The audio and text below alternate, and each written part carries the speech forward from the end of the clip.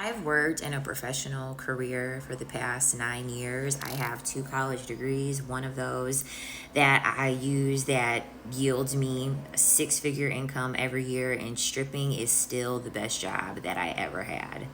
Being a stripper makes you realize why men are evil and why men do the things that they do and why they're highly manipulative creatures, because men don't like S workers because it puts a mirror up to their behavior. And they're on the opposite side. They're on the side where they're the ones being dominated, they're the ones being controlled, they're the ones being exploited. Which is why they don't like women in that field, because they understand that women know how to play the game in that field and women know how to manipulate. And I'm so sorry, they're obviously like whacking weeds out there. I had the most confidence when I was stripping. I had the most power and like self agency over myself when I was stripping, because people will try to frame this thing as if, oh, like it's dangerous. Don't get me wrong, it definitely does have it can be dangerous. I mean, no doubt about it, it definitely can be dangerous. But your frame of thinking when getting into S work is really going to change the trajectory of the experience that you have.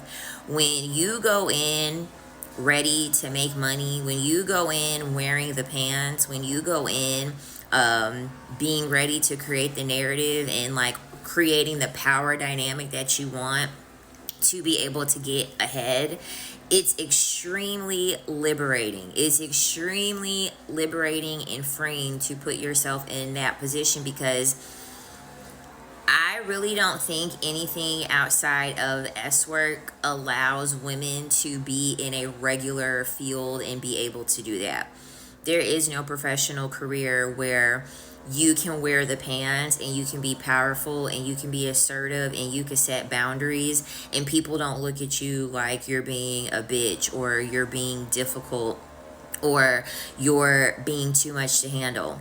I think S work is pretty much the only field in which you do have a little bit more agency to not be misunderstood when you take on those dark feminine characteristics. And the things that stripping allowed me to learn about myself and allow me to be able to possess and just feel, within myself as a woman, it literally has been so invaluable.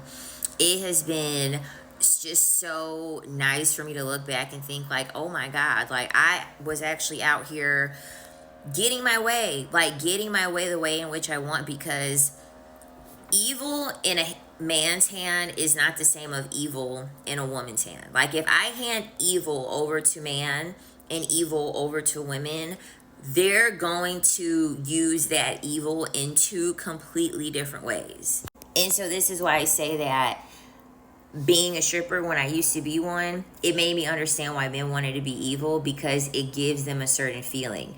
Men always want more. They always want more. So they're always going to go on the far, far, far end of the spectrum when they have that sense of evil. They're going to unalive someone.